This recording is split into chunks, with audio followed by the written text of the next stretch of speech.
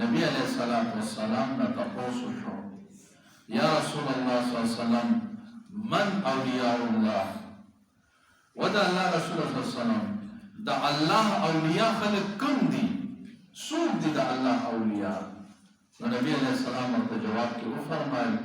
الذین اذا رؤو ذکر اللہ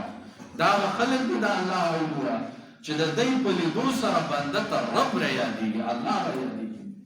دا دی پلی دو سر دا بندا ایمان تازکی دا ایمان اغنوز رتا دننا تلل کزیدل اغا محسوسی دا دی پا صحبت کے ناستے سر دا بندا جون بدلی دا بندا پزرکی انقلاب پیدا کی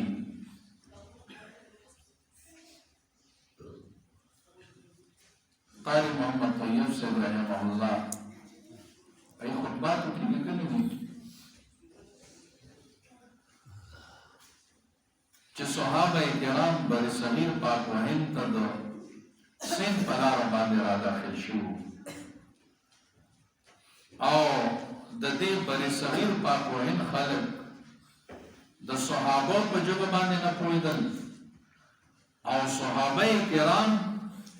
د دې ځای د خلق په جواب باندې نه پوهیدل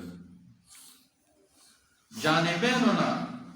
عدم موافقت په زبان کې نو بیا دغه صحابه کرام د دې بری صغیر خلقو ته د دین دعوت څنګه ورکړو او د بری صغیر دا خلق څنګه په دین اسلام کې داخل شو نو وی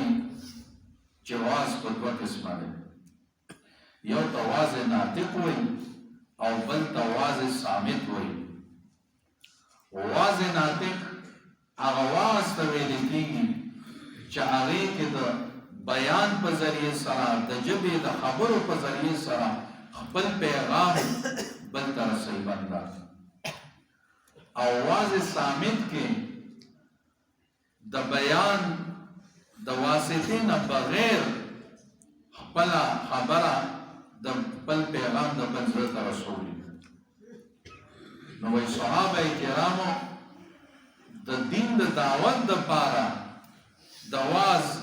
دا دویمه طریقه اختیار کړې وه د واز صامت وایي صحابه کرام چې به په کومه علاقه باندې تلل خلکو به د دې مخ ته کتل او خلک به د دې په لیدو باندې مسلمانېدل بس دې په لیدو باندې